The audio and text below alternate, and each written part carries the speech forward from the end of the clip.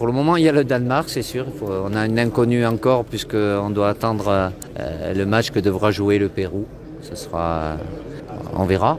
On aura l'occasion de encore mieux se connaître avec le Danemark puisqu'on les jouera 2 fois avant, en juin et septembre pour la Nation League, quoi. Donc, signe ou pas, aujourd'hui on sait. Et le plus important, c'est les jours puisqu'on commencera le 22, 26 et 30. Et en attendant ce soir ou probablement demain, d'avoir les horaires de match aussi qui quand même peuvent avoir une influence puisque la fourchette est assez large. Ça va de 13h jusqu'à 22h. Donc, pour pouvoir planifier déjà un peu tout ça. Didier, il y a aussi la Tunisie. Comment vous trouvez la Tunisie?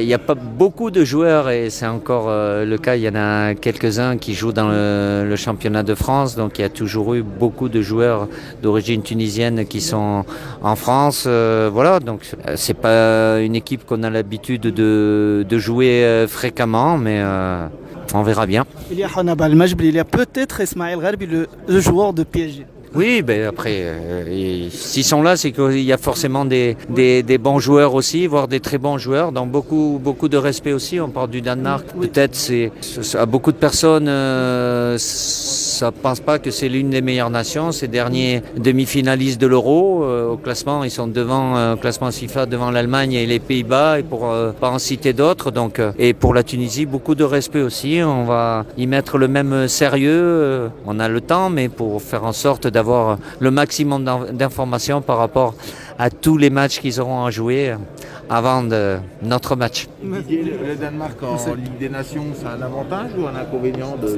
les jouer? C'est un avantage pour eux et peut-être pour nous, mais après, je ne sais pas comment ça se passera en Nation League ou en Ligue des Nations, mais les matchs peuvent être différents aussi, mais évidemment des deux côtés. Mon homologue aussi aura encore plus d'informations à travers les deux confrontations, et la dernière elle est en septembre, donc c'est 2 mois avant. C'est quelque chose qui n'aurait pas eu lieu puisque c'est au mois de mars, puisque c'est avec une configuration Coupe du Monde en été, puisque aucun adversaire de la même poule veut jouer, mais là c'est la particularité.